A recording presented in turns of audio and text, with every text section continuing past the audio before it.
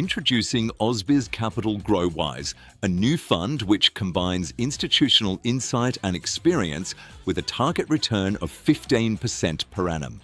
Our fund mirrors SciTech GrowWise, backed by an 18-year track record with historical 21% average annual net return. With more than $1.45 billion under management, the SciTech GrowWise Fund is led by award-winning global portfolio manager Ivan Sherman. The same strategy is now available to Australian investors from as little as $5,000. Discover Ausbiz Capital GrowWise, investing informed by experience.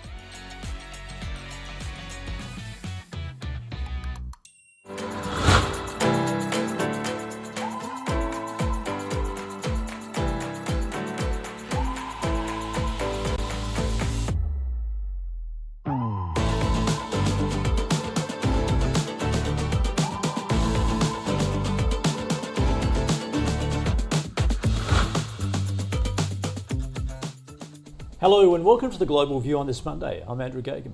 Good to have you with us again here at Ausbiz as we open this new trading week. Let's take a look at what happened on Friday though.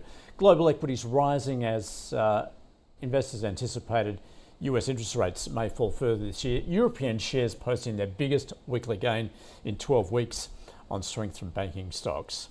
So on Wall Street, stocks ended higher with the Nasdaq notching another record closing high as tech-related shares gained.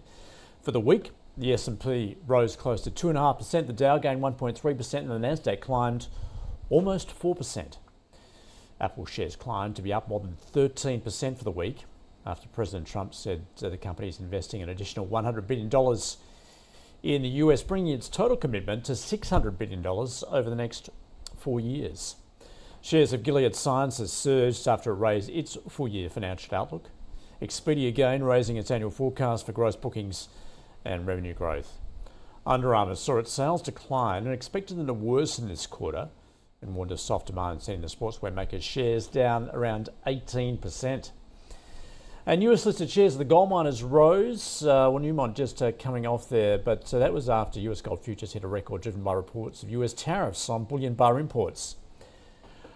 Well, the Reserve Bank is expected to cut the cash rate here in Australia for the third time this year, as inflation remains within the bank's target band and core inflation slowing to 2.7% in the June quarter. Markets have fully priced in a 25 basis point cut in the policy benchmark to 3.6%, with a small chance of a double interest rate cut also priced in. The fourth interest rate cut is priced in for November. Meanwhile, in the US, the monthly US Consumer Price Index due tomorrow, with data showing higher than expected inflation could undermine the growing expectation for impending rate cuts.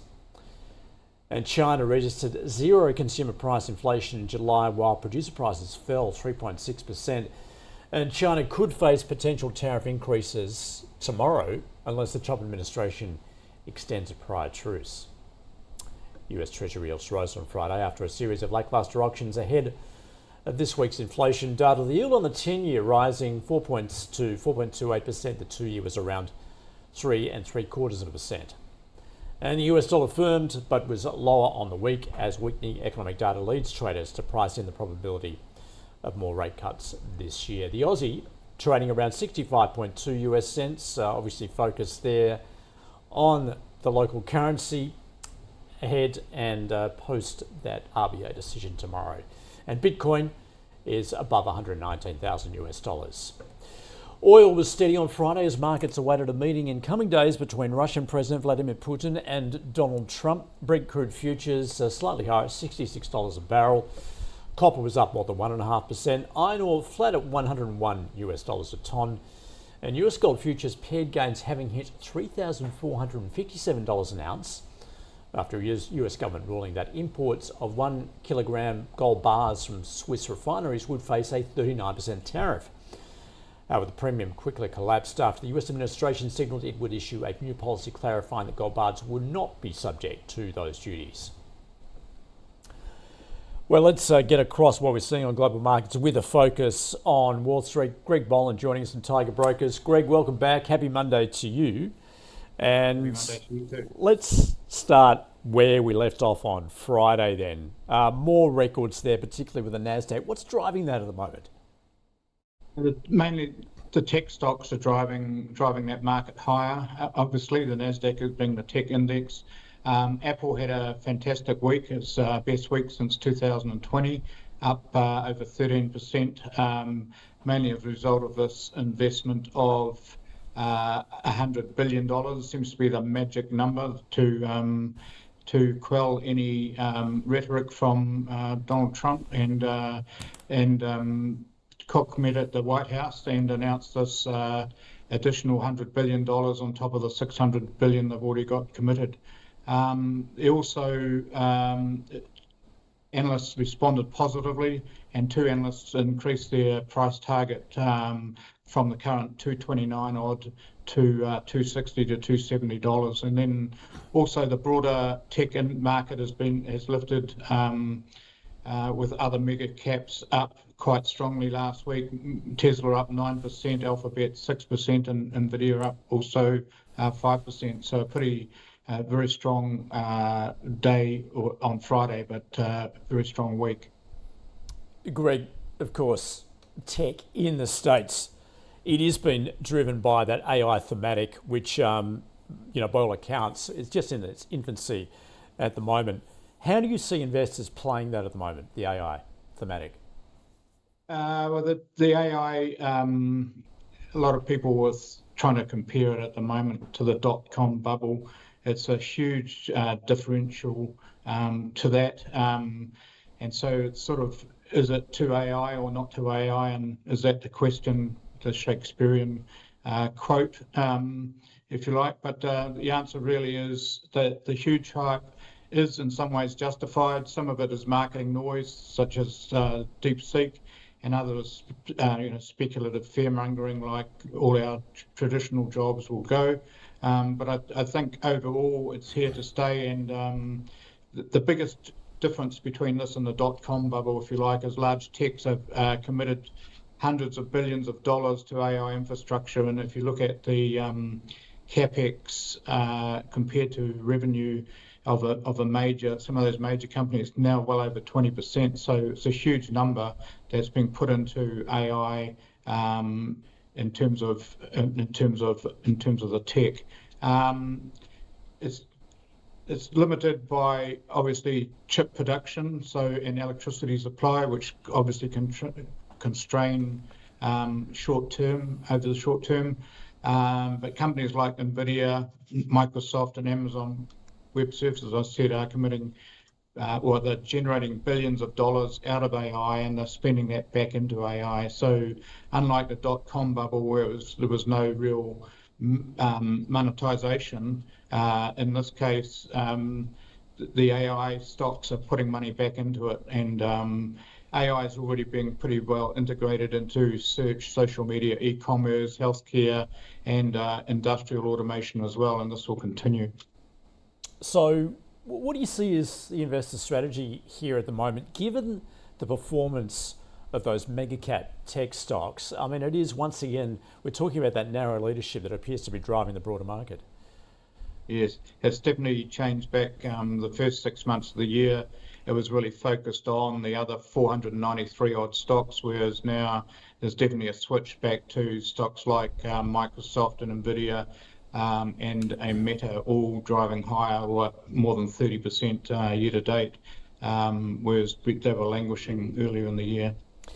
Now, Greg, I see you also make the point that given that rapid growth in AI and the demand we're seeing there, particularly for energy, that's also a sector you want to be in the moment.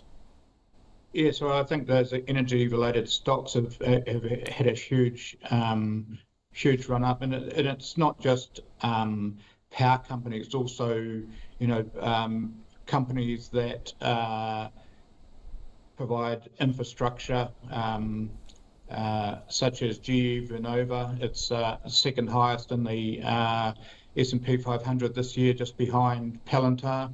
It's had a huge run, and NRG Energy, Constellation Energy, and Vistra, they're all up between sort of 50 and 90% year to date. Arista Networks jumped 17.5% last week on its report. So those energy-related companies, come to the fore at the moment in terms of the market rally.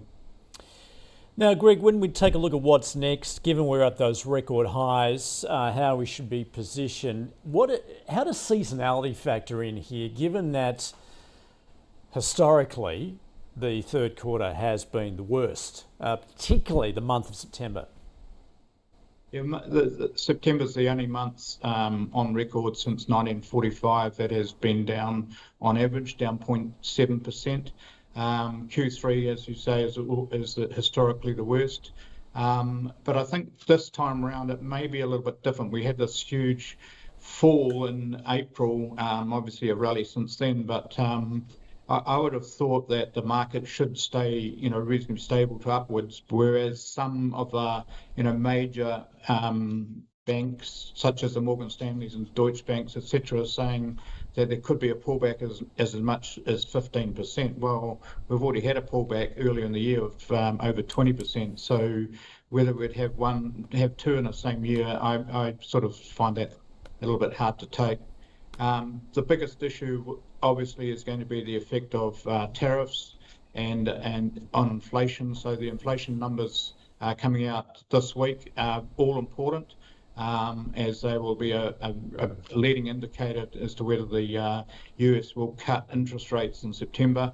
If that inflation number is terrible, then the Federal Reserve governors may sit on their hands again and not cut rates, whereas the CME's FedWatch tool at the moment is showing a 89% chance of a rate cut in September and astoundingly another rate cut in October. So two back-to-back, which would be is a complete change to where it was a week and a half ago. Well, maybe wishful thinking as far as investors are concerned. Greg, great to get across what you're seeing, particularly stateside. Thanks for joining us in Tiger Brokers. Thank you.